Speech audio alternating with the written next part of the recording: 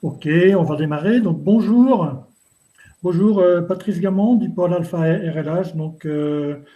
C'est avec plaisir qu'on vous accueille pour ce webinaire autour de l'IA, les jumeaux numériques et regarder un peu les évolutions dans le test applicatif et des composants RF.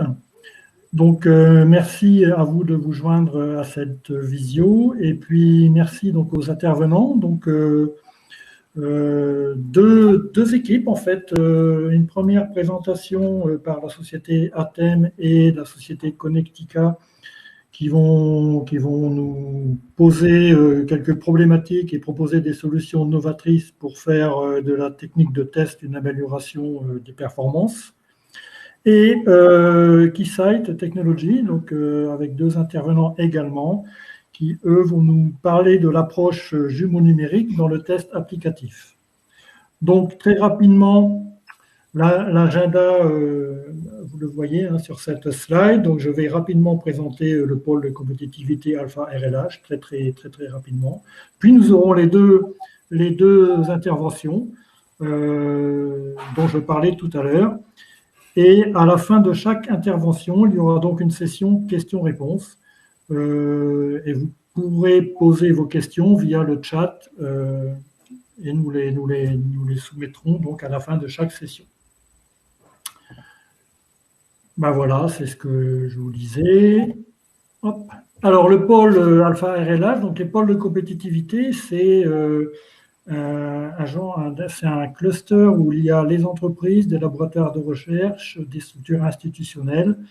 Donc, c'est un peu un écosystème construit autour de tous ces organismes. Et le but, c'est vraiment d'aider les entreprises, quelle que soit leur taille, à faire émerger ou bâtir des projets collaboratifs d'innovation. Les pôles de compétitivité, en particulier Alpha RLH, la plupart de ses membres sont des entreprises. Donc, on est vraiment là pour les entreprises, pour les aider dans leurs projets de développement. Donc, on est un pôle technologique avec trois socles technologiques. Le premier, c'est tout ce qui est technologie photonique laser. Ensuite, on va trouver tout ce qui est électronique hyperfréquence. Et un troisième socle qu'on a démarré tout récemment concernant les matériaux avancés pour la photonique et l'électronique. Toutes ces technologies diffusent sur des domaines applicatifs. Donc, on va retrouver les domaines applicatifs comme la santé, les télécommunications, l'aéronautique spatiale défense, le bâtiment, l'énergie, les transports, les semi-conducteurs. Et bien sûr, on a aussi toute une activité autour du numérique, tournée essentiellement vers tout ce qui est objets connectés et tout ce qui est usine du futur. Donc globalement, on a à peu près 270-280 adhérents, dont la plupart des entreprises, comme vous pouvez le voir. On a des représentations à l'international, donc en particulier en Chine et aux États-Unis. Et on a une ouverture qui est programmée, elle a été décalée, elle est en 2021. Et on est à peu près une bonne quinzaine de personnes. Et le pôle, pour animer ces différentes activités, a des experts technologiques reconnus pour animer les activités. Et sur la droite, vous voyez un échantillon de quelques entreprises. Voilà, donc j'ai été assez succinct sur la présentation du pôle. Si vous avez des questions par la suite, vous n'hésitez pas à m'envoyer des emails. De toute façon, vous aurez les coordonnées de tout le monde. Donc, je vais laisser la parole à la première présentation, donc à Arnaud et à Jérémy pour les sociétés Atem et Connectica. Ok. Merci Patrice. Donc bonjour à tous. Donc je suis Arnaud Sagda, je suis le directeur général de Atem. Donc je vais essayer de reprendre. Voilà. Et donc Atem, c'est une PME donc de 18 personnes qui a été créée en 90, que j'ai racheté en 2007. On a une expertise reconnue au niveau national sur tout ce qui est la réalisation de liaisons coaxiales hyperfréquences, donc pour les grands donneurs d'ordre de l'aérospace défense. Et depuis une petite dizaine d'années, on développe aussi des compétences dans l'ingénierie de sous-ensemble, donc l'étude et la réalisation de tiroirs, enfin de sous-ensembles d'hyperfréquences, donc tiroirs de commutation ou de répartition. Pour exposer rapidement donc notre problématique, notre sujet. Donc, on fabrique jusqu'à 60 000 cordons par an. On n'a pas de produit standard, donc en fait, c'est sur 80% de la production, c'est sur spécification client.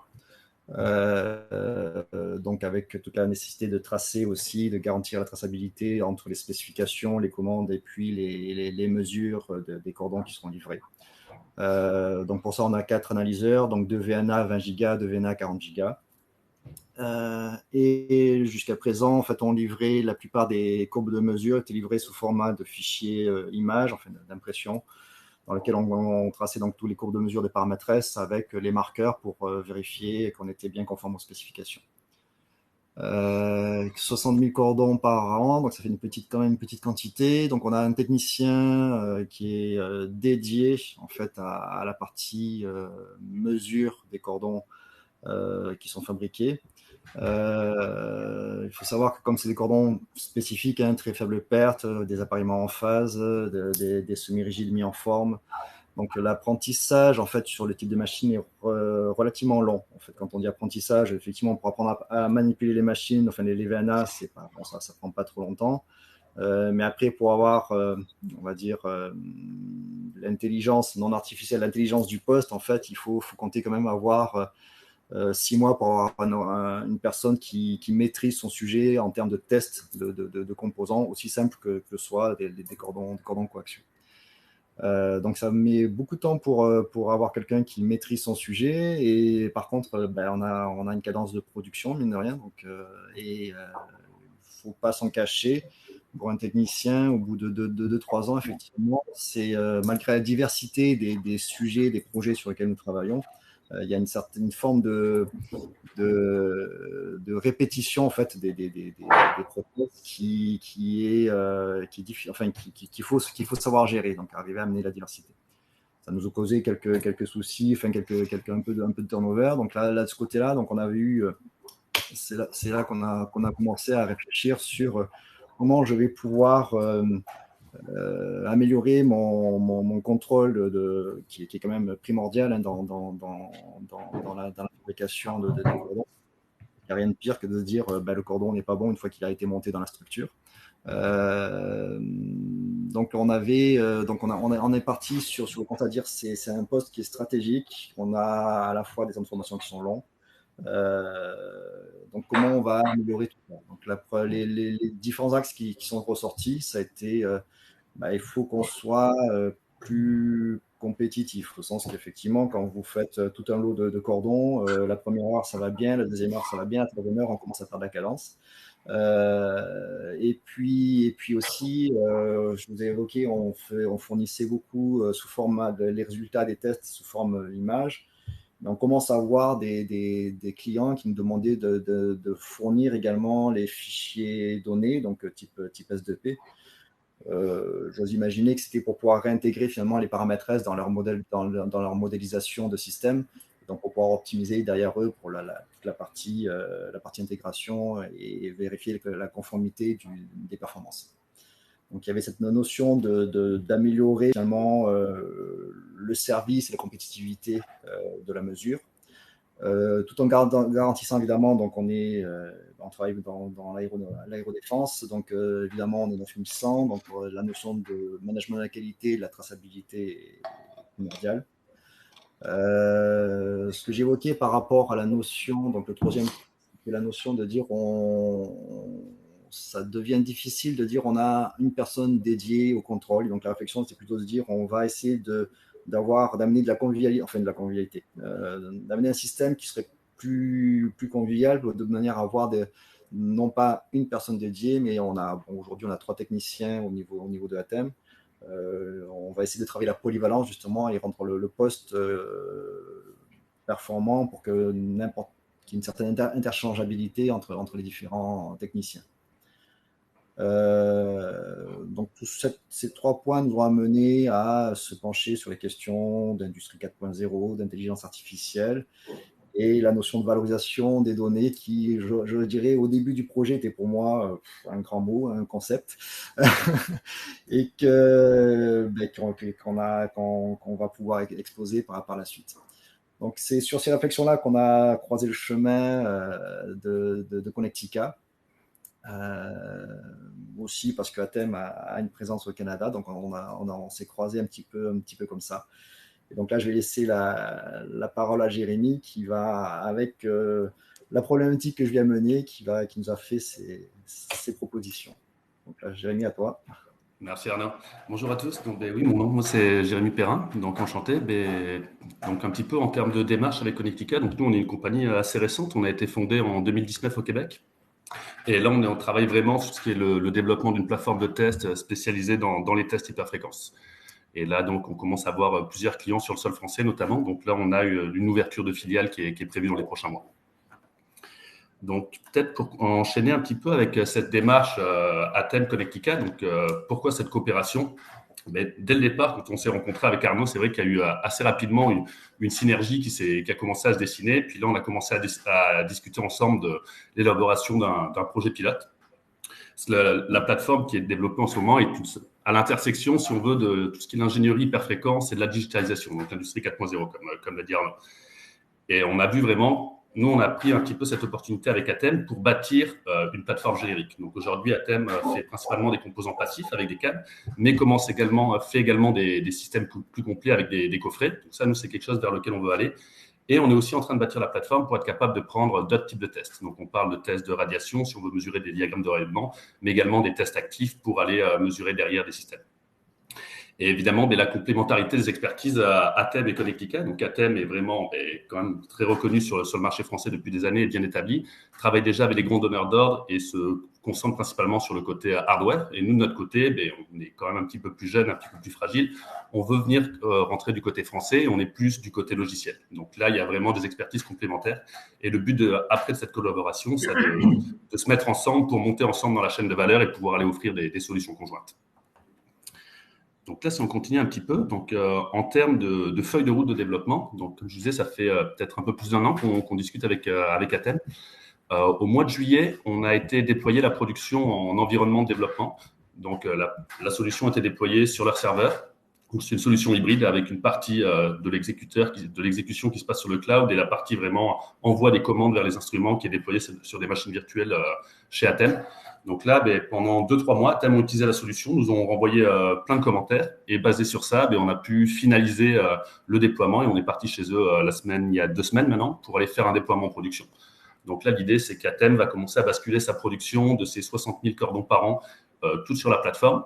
Donc là, on va commencer à vraiment collecter toute la donnée brute, donc plus seulement de l'image, mais vraiment de la donnée brute en format S2P, plus toute la métadonnée qui est associée. Donc par métadonnée, on entend évidemment quel technicien, on pourrait imaginer que c'est toutes les informations de fabrication du câble qui vont être reliées là-dedans, quel instrument a été mesuré, quel protocole de test, quelles spécifications, toutes ces informations-là qu'on va classifier et qui vont nous permettre d'ici 6 mois, donc dans 6 mois, aux cadences de production d'Atem, on devrait avoir environ 30 000 échantillons pour vraiment commencer à faire de la valorisation de données et pousser un petit peu plus justement tous ces cas d'intelligence artificielle pour finalement derrière arriver vers une montée commune.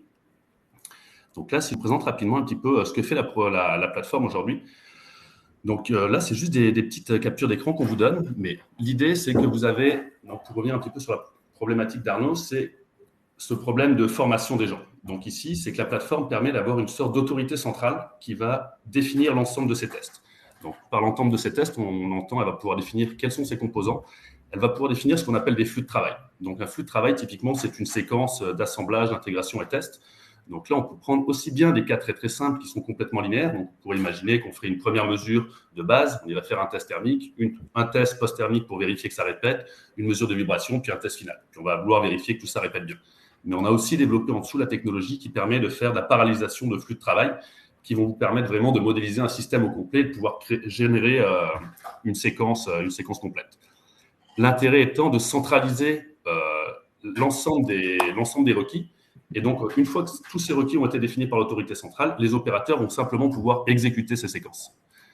Donc là, on arrive un petit peu ici. Donc là, bon, la plateforme est agnostique. Donc ça, c'est une des choses qu'on a vues principalement. Les gros équipementiers d'instruments ont des petites solutions qui permettent de contrôler leurs équipements. Le problème, c'est qu'ils sont complètement barrés. Donc, par exemple, si on prend le cas d'Atem, bon, Atem a du Anritsu, du Broad & Schwartz et du Keysight. Donc, dans leur cas, ils avaient besoin d'une plateforme relativement agnostique capable de discuter avec tout type d'instruments. Donc, dans un premier temps, le technicien, quand il va arriver, il va pouvoir sélectionner son instrument. Et là, la plateforme va faire en sorte d'éviter les erreurs. Donc, par exemple, s'il sélectionne un instrument et que l'instrument n'est pas calibré dans la bonne bande de fréquence ou que la calibration est trop vieille, ça va le forcer à calibrer.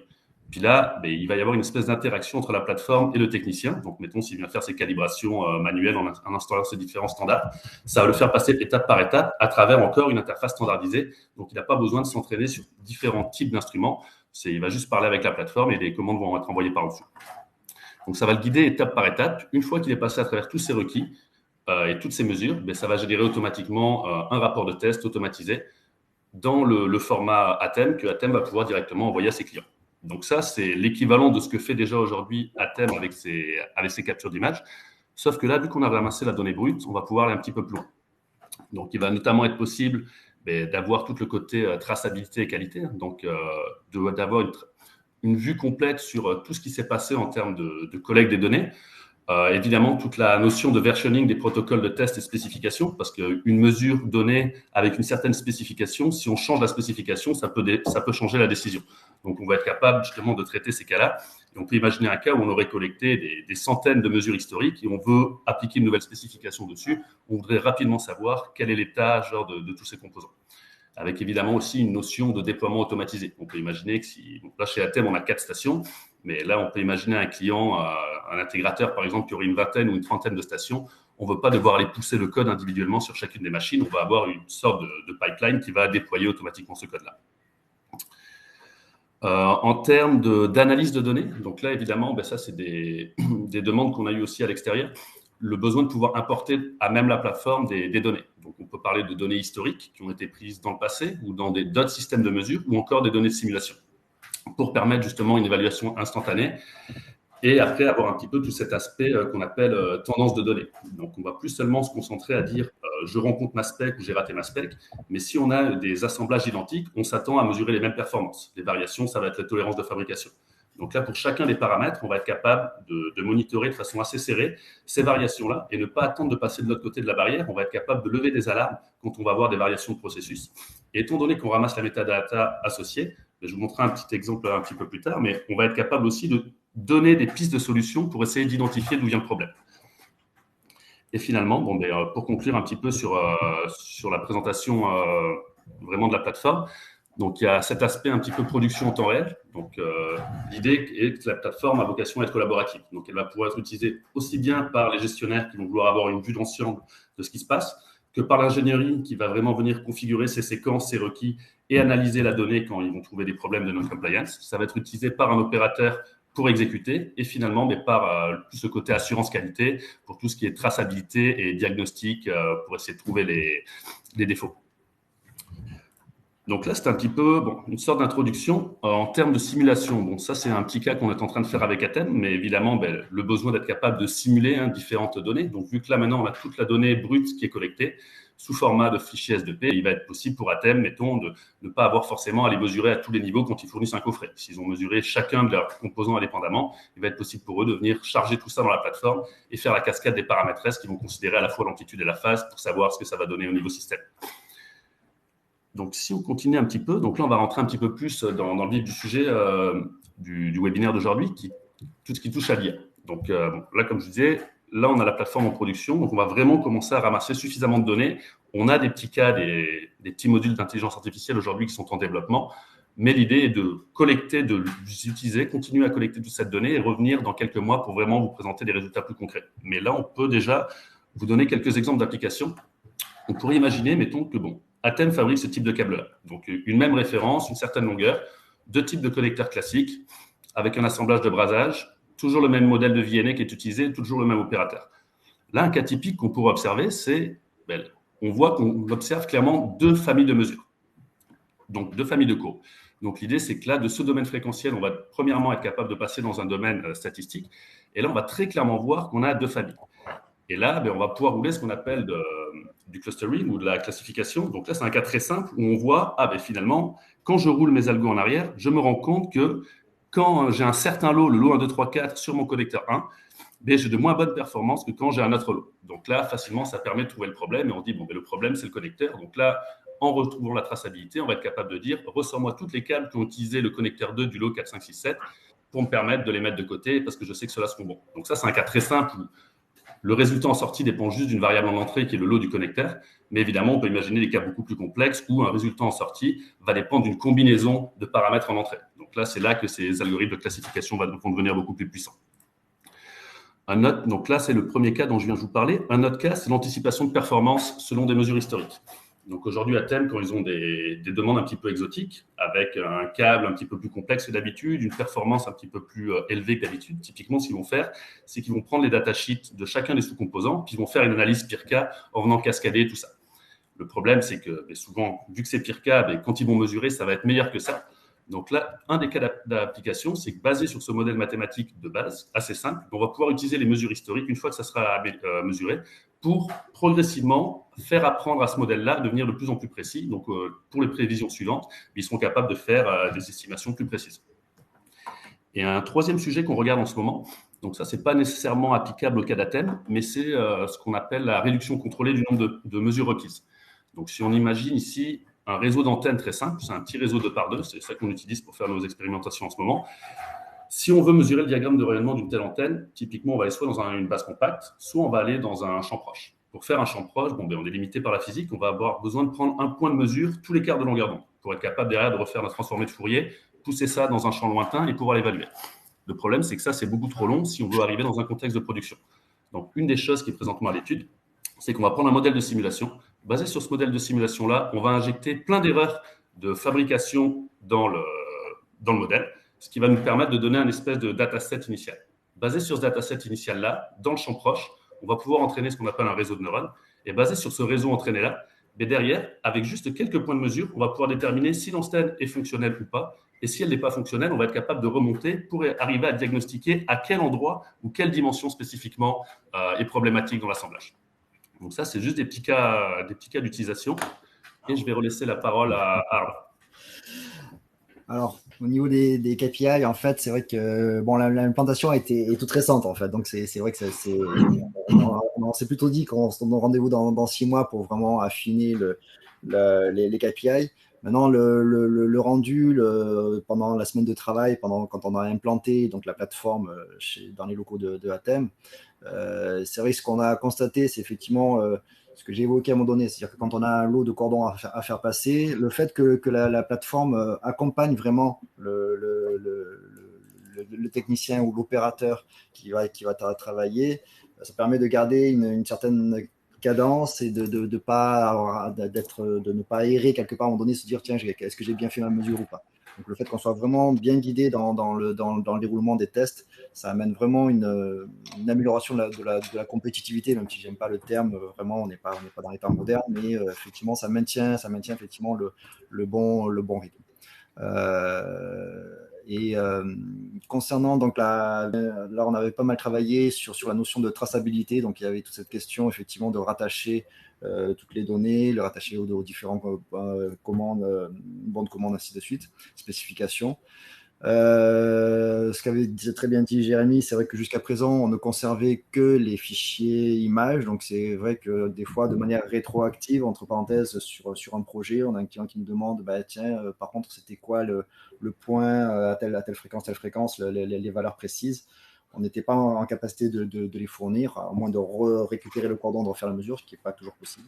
Donc là on assure effectivement une collecte des données de manière relativement large. Et puis pareil, pour aller rechercher, donc sur une notion de traçabilité encore, pour être en capacité d'aller rechercher une information, c'est-à-dire que sur des cordons qui auraient été fabriqués une première fois, on en fabrique dans un deuxième lot avec un deuxième lot de matières premières, en fait, de câbles, de connecteurs. Des fois, on a besoin de comparer on est toujours un petit peu aux limites des spécifications et aux limites des performances des matériaux. Des fois, on a besoin de vérifier si on est bien conforme à ce qu'on a livré 2, 3, 5, 10 ans auparavant. Ça nous oblige à aller rechercher les informations dans les archives. Alors, en fait, évidemment, archives essentiellement papier, je ne m'en cacherai pas. Aujourd'hui, effectivement, on se rend compte que ça permettrait d'aller rechercher l'information beaucoup plus rapidement, parce qu'il s'agit de chercher une référence et puis on retombe de suite sur les cours de mesure. Le point vraiment marquant pour moi, c'est vraiment la notion d'assistance finalement au test, donc la polyvalence des postes. Ça, c'est vraiment très important dans le temps de formation. Je vu qu'il y avait une question qui était dans le sujet. Pour vraiment, alors l'idée qu'on a adoptée finalement, c'est de se dire aujourd'hui, on va avoir, donc on a nos 3 techniciens, bureau d'études et contrôle, donc qui sont appelés à travailler sur les différents sujets. Dans la production, même dans la production des cordons, il arrive assez fréquemment qu'on soit obligé de faire des tests intermédiaires. C'est-à-dire que c'est plutôt la production qui, avant de finaliser le cordon, pour finir la fabrication, a besoin de faire des tests intermédiaires. C'est souvent le cas, notamment quand on fait de la en phase. Donc on s'en a testé finalement des personnes qui n'étaient pas habituées à travailler sur du banc de test. Donc on les a soumis devant la plateforme.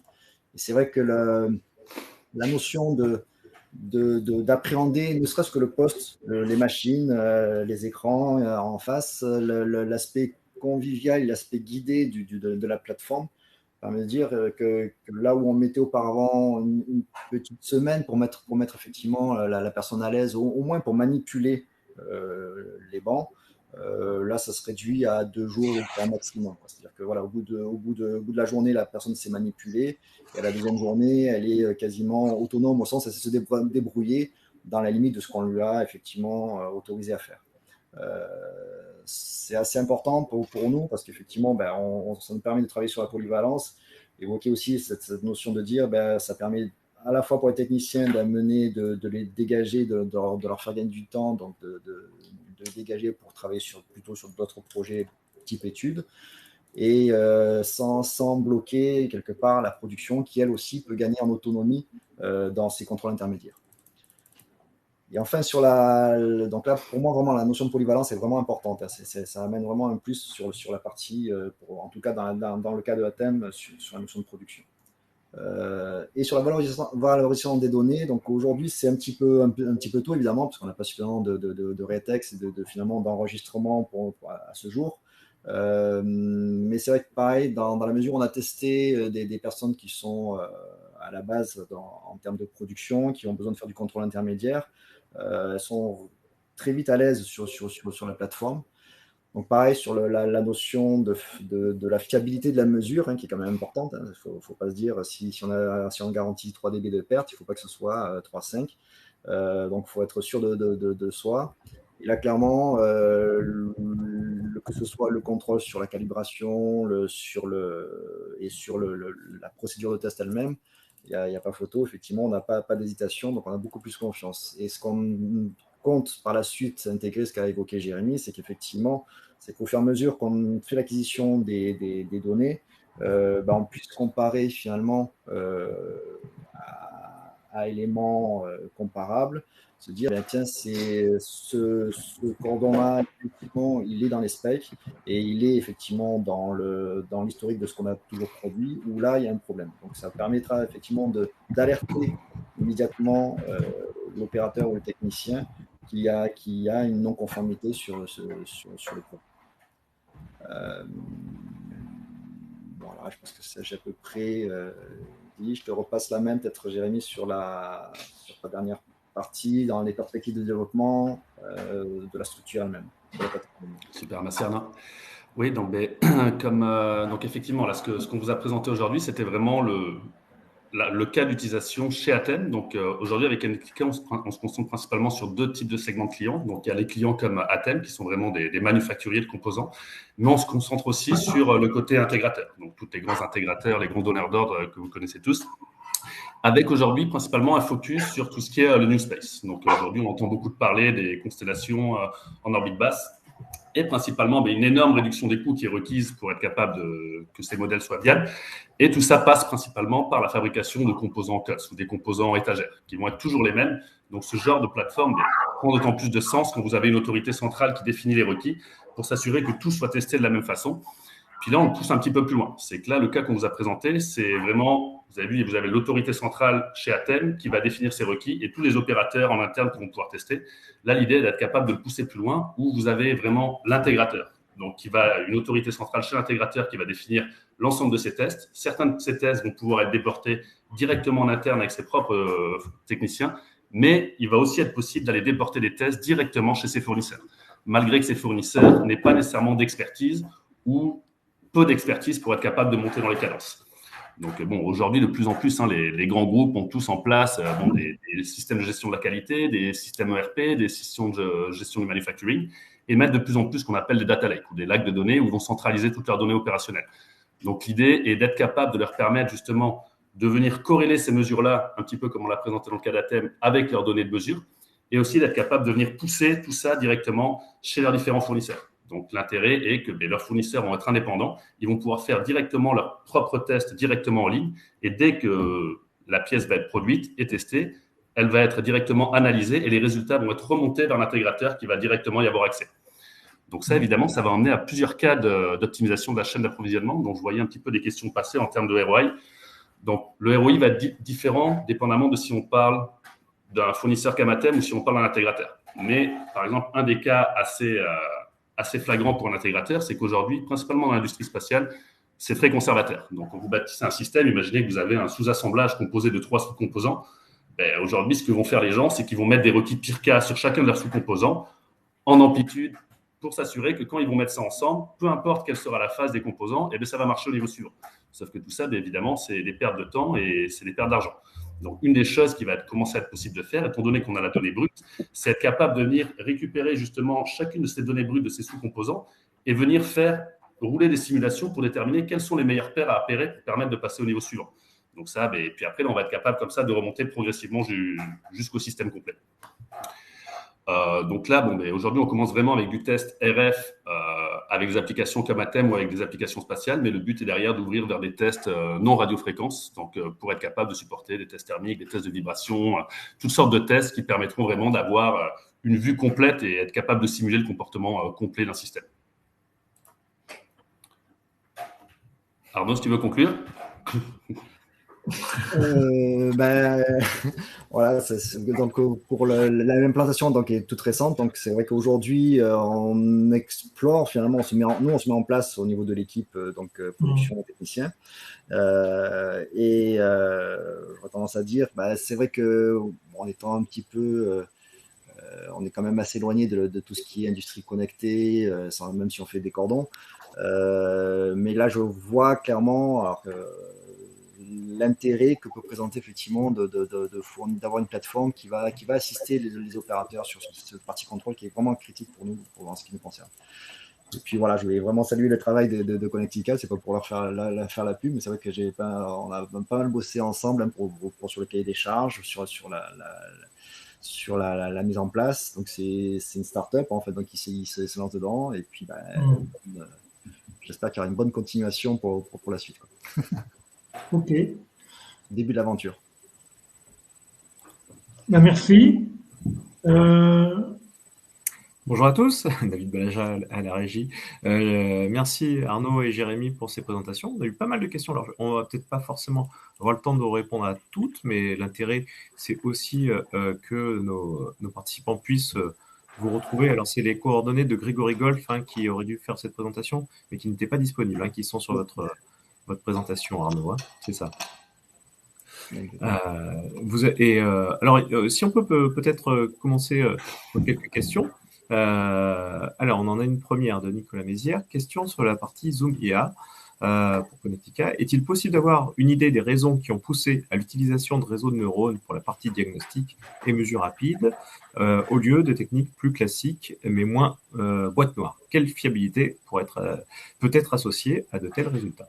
Ouais, effectivement. Bonjour Nicolas, merci pour la question. Donc, la partie réseau de neurones, ça, comme je vous l'ai dit, là, c'est vraiment quelque chose qui est à l'étude aujourd'hui, puis qu'on commence à voir des choses après prometteuses. Mais pour répondre peut-être à la seconde partie de la question, quel type de fiabilité?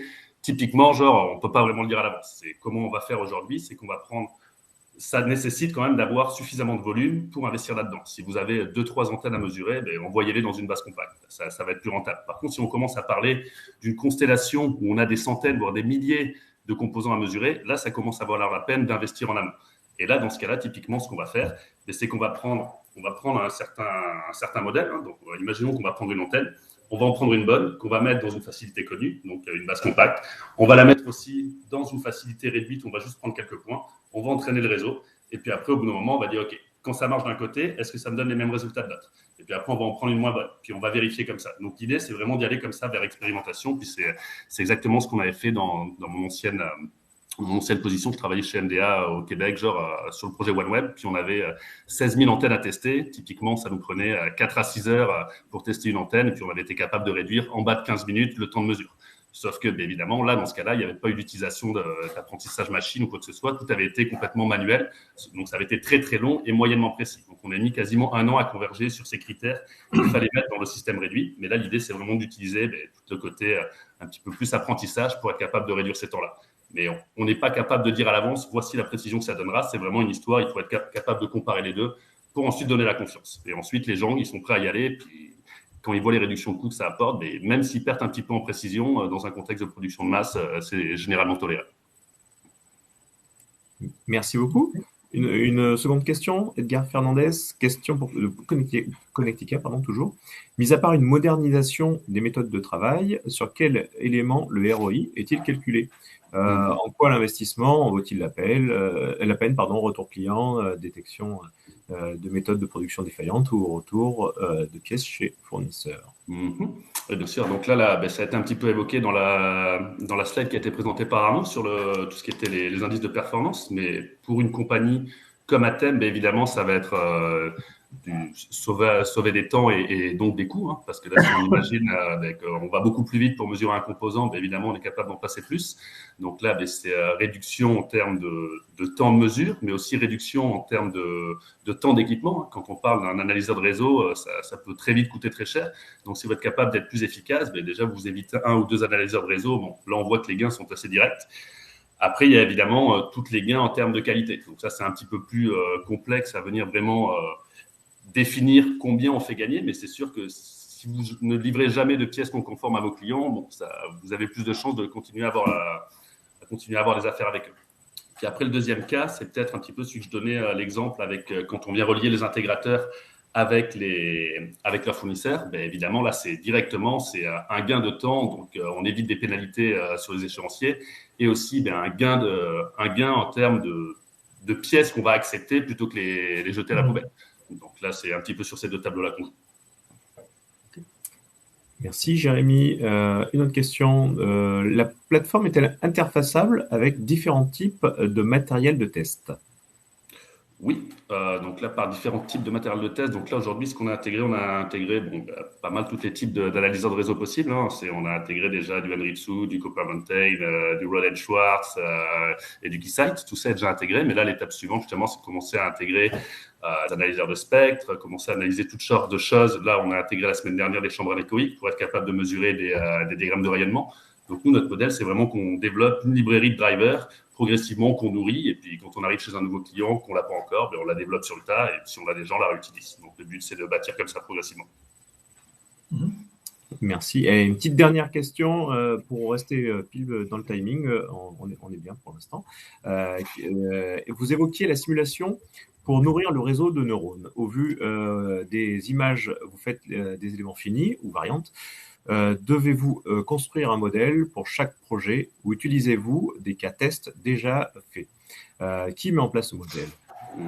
Donc là, en ce moment, on est en train justement de regarder une petite preuve de concept là-dessus. Donc là, c'est nous qui avons défini le modèle et puis on prend une petite antenne qu'on a déjà connue, on fait les expérimentations. Mais dans le futur, l'idée, c'est que donc là, justement, tout ça, c'est encore un petit peu en définition. Mais là, on est en train de mettre en place justement des partenariats pour tout le côté simulation. Parce qu'on peut très bien, si on regarde les coûts des gros logiciels classiques de simulation, qui vont nous charger un token pour chaque simulation, si on veut rouler 10 000 simulations pour entraîner le réseau, ça marche juste pas.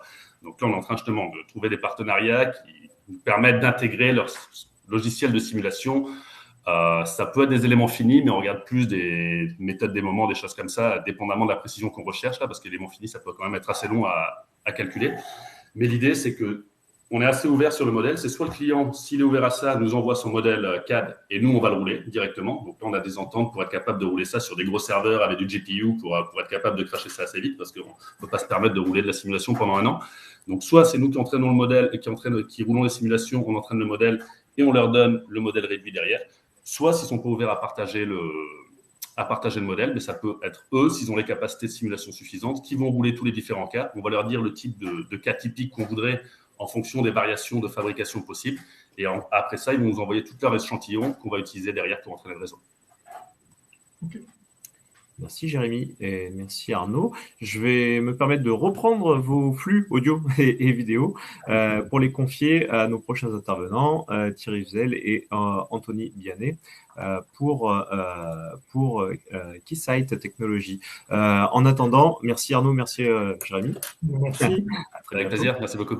En attendant, Patrice, je te laisse faire un petit mot justement Oui.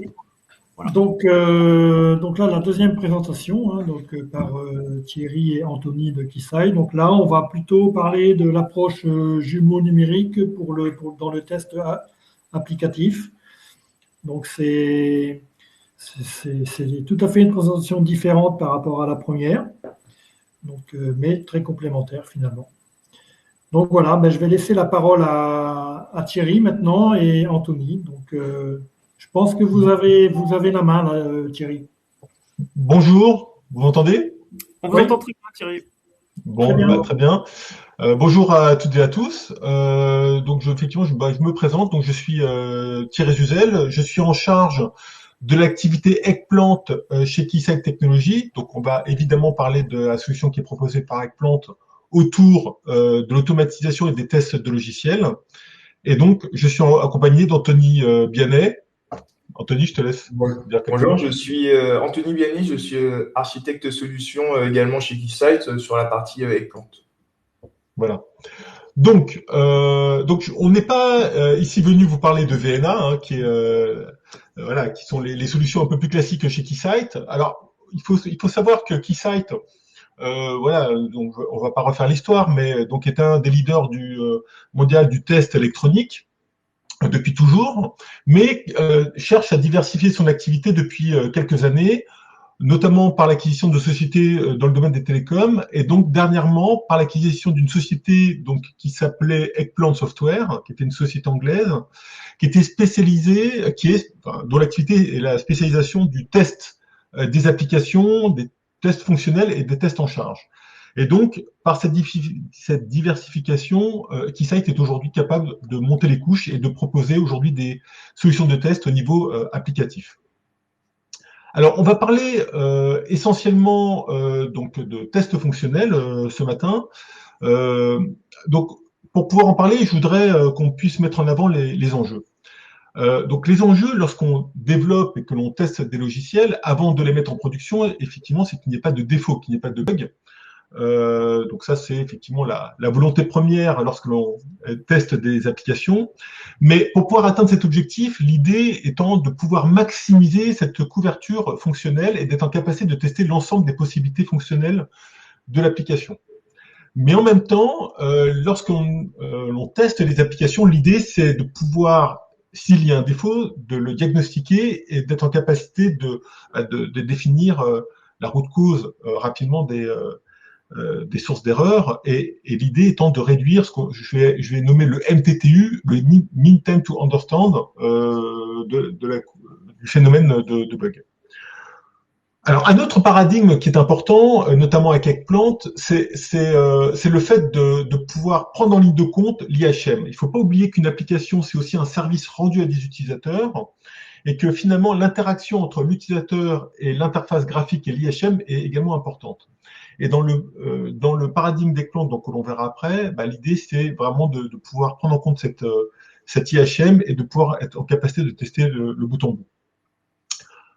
Un des enjeux qui est également organisationnel mais également économique, c'est de mutualiser la plateforme de test.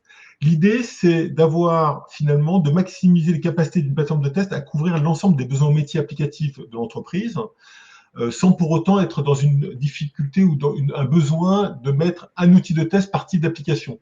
Voilà. Donc l'idée, c'est vraiment de mutualiser cela, et notamment lorsqu'on est dans un environnement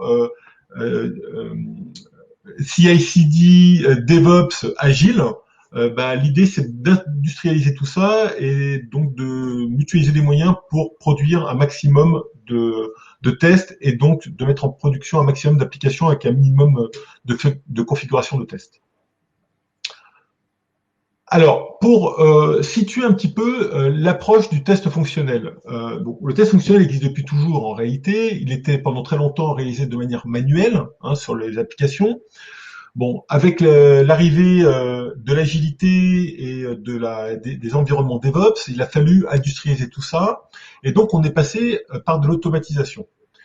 Alors, pour pouvoir automatiser, aujourd'hui, ce que l'on trouve couramment sur le marché, ce sont plutôt des applications, des automates de test qui vont plutôt cibler le code applicatif et qui vont, de fait, être assez dépendants du code de l'application qui doit être testé.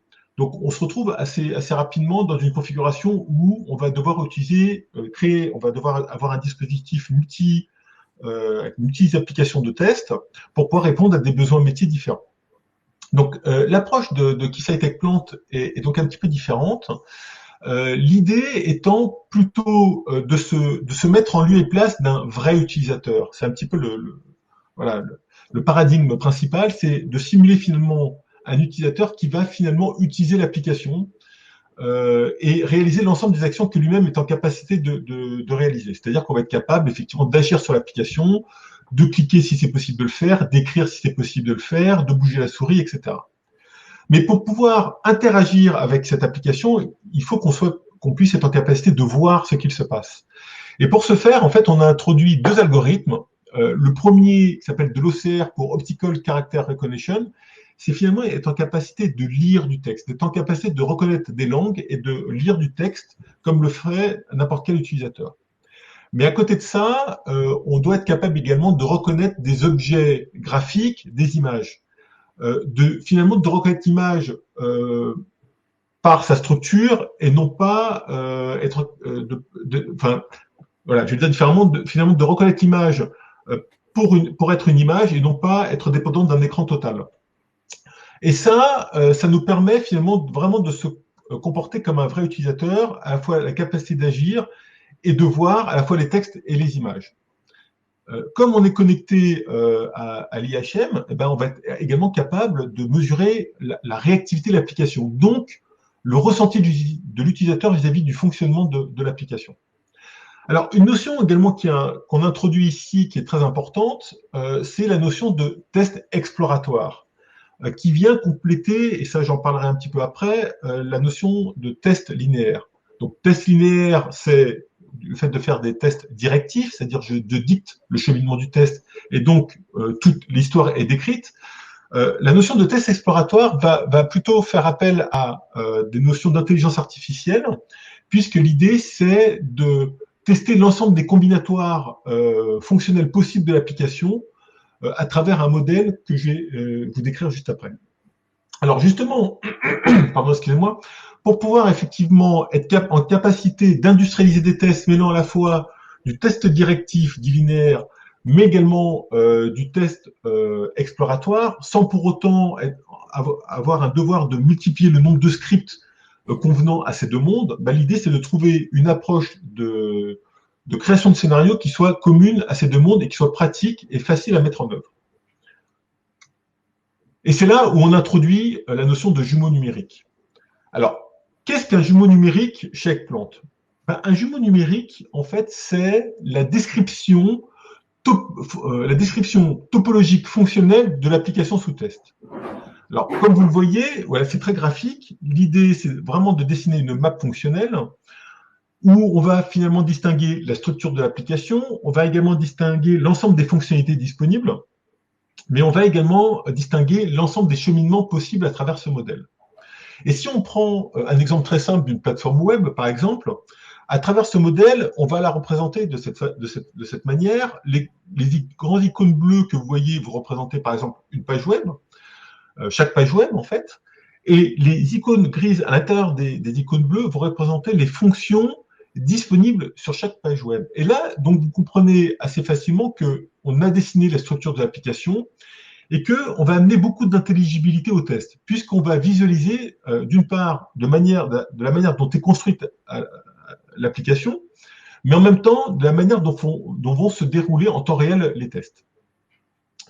Ce modèle, donc, va être en capacité de réaliser du test exploratoire, parce que vous voyez effectivement que entre les différentes icônes, parfois il y a des flèches qui imposent une direction, forcent le cheminement, mais vous voyez effectivement que dans certains blocs, il y a des fonctionnalités qui sont non liées par des flèches, et donc on a un degré de liberté. Et à travers ce degré de liberté, l'intelligence artificielle embarquée va pouvoir permettre justement de pouvoir réaliser l'ensemble des combinatoires fonctionnels. Dernier point qui me semble également important, c'est encore une fois la visibilité graphique. On a une demande extrêmement prégnante aujourd'hui sur le marché de pouvoir mettre à disposition des outils d'automatisation à des profils dits fonctionnels. C'est-à-dire qu'aujourd'hui, il y a un besoin sur le marché de ce qu'on appelle du scripting low-code, no-code, c'est-à-dire être en capacité de créer des scénarios de test sans avoir besoin de créer de coder du scripting. Et cette approche graphique participe à cela. Alors, il faut savoir que pour créer ce type de scénario, il n'y a pas besoin de créer, encore une fois, du code. En fait, ça va pouvoir s'opérer par des actions de record. Grosso modo, on se connecte à l'application, on réalise des actions, ces actions sont enregistrées, et à partir de l'enregistrement de ces actions, on va pouvoir effectivement créer le modèle que vous voyez à l'écran. Alors, je voudrais quand même définir ce qu'est un script linéaire, également ce qu'est un script exploratoire. Ça me semblait important d'évoquer ce sujet-là avec vous. Alors, le script linéaire amène un bénéfice, et clairement, c'est qu'il permet de décrire très simplement des cheminements bout en bout. Il y a beaucoup d'applications qui sont liées à des process d'utilisation très stricts, et à ce titre, il est important d'être certain de pouvoir tester ces process de bout en bout pour être sûr que dans le cheminement, on ne découvre pas de problème. Et en même temps, il y a également besoin d'avoir, dans le cadre d'une stratégie de test, une bibliothèque de scripts définie, stable, qui permet effectivement d'avoir une base de référentiel comparable et utilisable lors de différentes versions de l'application. Par contre, le script linéaire impose des limites. Le fait de choisir des cheminements implicitement implique que on renonce à d'autres types de cheminements. Hein. Choisir, c'est renoncer.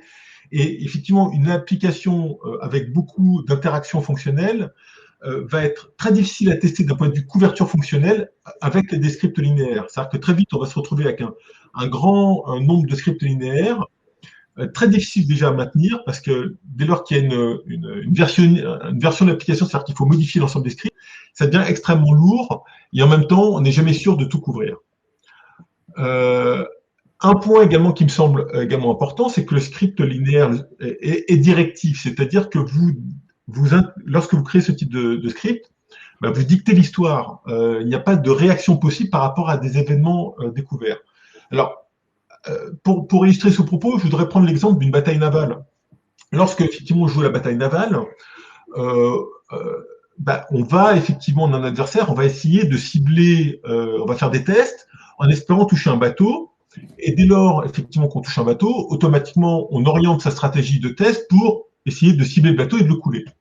Lorsqu'on fait un test directif, là où l'histoire est décrite, finalement, on ne va pas tenir compte de cet événement et on va, finalement, même si on trouve un défaut, on va continuer son cheminement tel qu'il a été décrit au départ, sans pour autant prêter attention au fait qu'on ait découvert un défaut. Alors, c'est là où intervient, finalement, la partie test exploratoire. Alors, la partie test exploratoire, encore une fois, va évoluer à travers un modèle qui a été décrit, mais en intégrant notamment de l'intelligence artificielle, va pouvoir à la fois tester l'ensemble des combinatoires fonctionnels, dans tous les sens, hein, mais en même temps, pouvoir réagir à des événements. C'est-à-dire qu'on va trouver un défaut, sans pour autant passer à autre chose, automatiquement, l'intelligence artificielle va faire on va se focaliser sur le défaut, le détourer à travers le modèle pour essayer de le répliquer de toutes les manières possibles et imaginables. L'idée étant finalement de participer à la réduction du MTTU, hein, c'est-à-dire de collecter un maximum d'indices sur le défaut constaté. Par exemple, pour comprendre si est-ce que le défaut est lié vraiment à la fonctionnalité elle-même, ou si elle est liée finalement à la manière dont j'arrive à cette fonctionnalité. Donc, cela impliquerait qu'il y ait une relation, que le défaut est créé par une interaction entre différentes fonctionnalités, par exemple. Donc, le fait d'automatiquement agir de cette manière-là me permettra, à l'issue du test, d'avoir un maximum d'indices, me permettant de réduire le MTTU et donc d'amener rapidement des actions correctives. Le fait de faire également du test exploratoire, donc par test exploratoire, on explore, donc ça veut dire qu'on va découvrir des choses. Ça veut dire que finalement, dans une démarche d'apprentissage continu au niveau de sa stratégie de test, le fait d'explorer et de découvrir va permettre de mieux comprendre le comportement de son application et de mieux comprendre peut-être ses défauts, des défauts qui peuvent être structurels. Et en ayant compris ça, ça permettra notamment d'améliorer sa stratégie de test vis-à-vis de cette application et d'être encore plus efficace et surtout de réduire les temps de test. Voilà. Alors, l'intelligibilité, vous voyez qu'elle est elle est importante dans cette approche. On la voit à travers le modèle de test qui a été créé, donc le jumeau numérique, et on voit effectivement lorsque le test se réalise, les fonctions en fait évoluer, qui s'éclairent en fait en fonction du temps. Mais l'intelligibilité doit également apparaître au niveau des résultats. Et donc, vous voyez que ce jumeau numérique va être également utilisé sur l'aspect résultat. Alors, pour illustrer ça, je vous ai mis effectivement 2 screenshots de 2 rapports qui sont fournis par la solution Eggplant. Hein. En haut, à gauche, vous voyez le rapport de couverture. Donc, vous voyez qu'il y a une graduation de couleur bleue avec du bleu foncé qui indique que ces fonctionnalités qui sont bleu foncé ont été plus testées que les autres, et le bleu clair implique que donc les fonctions ont été testées, mais moins, en moindre mesure. Alors, cela peut s'expliquer pour plusieurs raisons. La première, c'est que lorsque vous créez le jumeau numérique, vous êtes en capacité d'indiquer que certaines fonctionnalités sont plus critiques que d'autres. Et par conséquent, l'intelligence artificielle va prendre cela en compte pour se focaliser un peu plus sur des fonctionnalités que vous avez décrites. Mais en même temps, à travers l'intelligence artificielle, lorsqu'on découvre un défaut, comme je l'ai dit tout à l'heure, eh ben, le moteur de l'intelligence artificielle va chercher à focaliser sur les défauts et donc va accentuer les tests autour de ces défauts. D'où le bleu foncé. Vous voyez également en bas à droite la notion de rapport d'erreur, où on met en exergue les fonctionnalités qui ont posé problème avec des erreurs, et donc vous les voyez apparaître en rouge. Donc tout de suite, vous voyez, vous focalisez sur les événements, et par jeu d'ailleurs de forage, on va pouvoir récupérer l'ensemble des indices et des informations collectées par Eggplant, pour justement accélérer toujours la compréhension des problèmes et accélérer la prise de décision sur les actions correctives.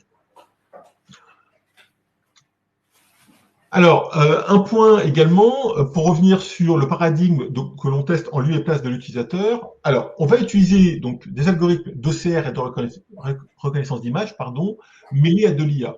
En fait, le fait d'avoir de l'OCR va nous permettre de lire des caractères comme on le ferait tout à chacun. Le fait d'utiliser de la reconnaissance d'image va nous permettre d'identifier des logos. Hein. Et l'intelligence artificielle qui accompagne cela permet justement d'être peu sensible aux modifications de résolution, va nous permettre finalement de reconnaître le logo indépendamment de sa localisation géographique. Hein. On va vraiment reconnaître le logo par rapport à sa structure graphique et non pas par rapport à sa localisation. Ça va permettre également d'accélérer la création du modèle parce qu'on va être capable de scanner un petit peu l'ensemble des objets graphiques et de les mettre plus automatiquement en mémoire. Donc, on va gagner du temps. Le module, le moteur de reconnaissance graphique nous permet également de travailler sur des images à la fois 2D et 3D, donc ce qui permet de travailler sur plein de types d'applications. Et le fait d'être totalement agnostique au code nous permet également de tester n'importe quel type d'application. Donc ça peut être du web, ça peut être du client lourd comme du Windows, ça peut être du client lourd comme du gros système style mainframe par exemple, mais ça peut être surtout également de l'application embarquée. C'est-à-dire qu'on va être capable de tester des applications aérospace défense, par exemple, en boîte noire, sans pour autant avoir besoin d'avoir une interaction avec le code. Donc, on est vraiment totalement non invasif. un autre point, lorsque vous avez des applications qui intègrent des plugins qui viendraient d'éditeurs externes, comme on est totalement indépendant du code, finalement, on va tester l'application telle qu'elle apparaît à l'écran en intégrant donc des plugins externes, ce qui facilite l'écriture de scénarios de test. Alors, en termes d'exemple, pour illustrer un petit peu tout ce que je vous ai expliqué, donc voilà différentes screenshots. Vous voyez en haut à gauche, on va tester donc des applications e-commerce sur des applications mobiles. Oui, j'ai oublié de citer qu'on peut également tester des applications mobiles Android ou iOS d'ailleurs, avec le modèle jumeau numérique qui va s'appliquer à la fois sur la partie Android ou iOS, puisqu'on est indépendant du code, on va simplement s'attacher à automatiser l'aspect graphique. En haut à droite, la partie SAP sur du client lourd Windows, par exemple. En bas à gauche, c'est une CRM comme Salesforce. On va être capable de tester l'ensemble des cheminements à travers cette CRM en prenant en compte des plugins intégrés qui ne sont pas édités par Salesforce, mais par des partenaires de Salesforce, qu'on va prendre en compte également de bout en bout. Et puis, en bas à gauche, alors là, c'est ce qu'on appelle un environnement cross-platform. Puisqu'on va être capable de tester l'application de bout en bout, on va être capable également de tester l'infrastructure applicative de bout en bout. Là, pour l'exemple, on a une application automobile embarquée qui est testée conjointement à un smartphone qui lui-même est connecté en Bluetooth à cette application embarquée. Et on va vraiment tester l'interaction entre les deux applications, et donc la chaîne de bout en bout. Alors, un autre exemple qui est assez usuel dans le monde de l'industrie et dans l'aérospace défense, c'est tout ce qui est application de PLM. En fait, on nous demande, on utilise beaucoup Eggplant pour faire des tests de non-régression sur des applications de PLM, notamment pour vérifier que lorsqu'il y a des versionning de ces applications, cela n'impacte pas les objets graphiques qui ont été mis en mémoire, qui représentent tout ou partie du produit qui doit être suivi, avec des images en 2D et en 3D. Donc, encore une fois, on est capable vraiment d'automatiser et de tester, de prendre en ligne de compte des objets 2D ou 3D. Donc, la notion de 3D ne pose absolument aucun problème. C'est d'ailleurs l'une des forces d'Eggplant également. Alors, je vous parlais tout à l'heure d'applications embarquées. Voilà, on va être capable de tester n'importe quel type d'application, notamment dans le monde de l'aérospace et de la défense. On a des exemples où on va tester des cockpits dans le spatial, mais également dans l'aéronautique. On va tester des systèmes de suivi de satellites, des systèmes de radar, voilà, tout type d'applications qui sont embarquées, qui nécessitent finalement d'avoir une approche plutôt boîte noire. Eggplant est extrêmement pertinent de par son approche sur l'automatisation des interfaces graphiques. Voilà, donc pour conclure, un petit peu un résumé des informations que je vous ai données. Donc la notion de jumeau numérique avec l'IA nous permet à la fois d'amener beaucoup d'intelligibilité sur le test, mais également de réduire le MTTU, va permettre également le fait d'avoir une approche low-code, no-code, d'avoir une approche qui soit accessible à tous sur l'automatisation, va nous permettre de maximiser la couverture fonctionnelle de façon à garantir que lorsque l'application sortira en prod, elle soit totalement, on espère en tout cas qu'il n'y ait pas de bug en sortie en production. Va également très bien d'ailleurs s'intégrer à les environnements DevOps, CI/CD, et va permettre également de prendre en ligne de compte une stratégie mêlant à la fois du test linéaire et du test exploratoire, à la fois pour avoir une base de référence de tests et de couvrir les tests de bout en bout, et du test exploratoire, on va vraiment tester l'ensemble des combinateurs possibles et fonctionnels à travers le modèle qui a été décrit de l'application. Et enfin, le fait d'avoir cette capacité de reconnaître des images, de lire du texte mêlé à de l'IA, nous permet très facilement de tester l'application de bout en bout, nous permet d'avoir un accès direct à l'application et de le tester en lieu de place d'un vrai utilisateur et de mesurer également la perception de l'utilisateur sur le fonctionnement de l'application, notamment de voir par exemple qu'un texte est tronqué, de voir qu'une image à bouger n'est pas au bon endroit et masque une fonctionnalité. Donc, on va être capable de le voir. Et donc, de tester l'application en mode boîte noire, voilà, en étant totalement agnostique au code. Voilà, donc si vous avez des questions, donc on est à votre disposition. Et puis, vous pouvez également nous envoyer des emails. Alors, je n'ai pas vu s'il y avait des questions. Moi, j'ai fini mon exposé, en tout cas. Voilà. Je vois qu'il y a quelques questions dans le chat, effectivement. Donc, Oui, une première question. Merci Thierry et Anthony. Anthony a déjà d'ailleurs répondu à une question dans le chat.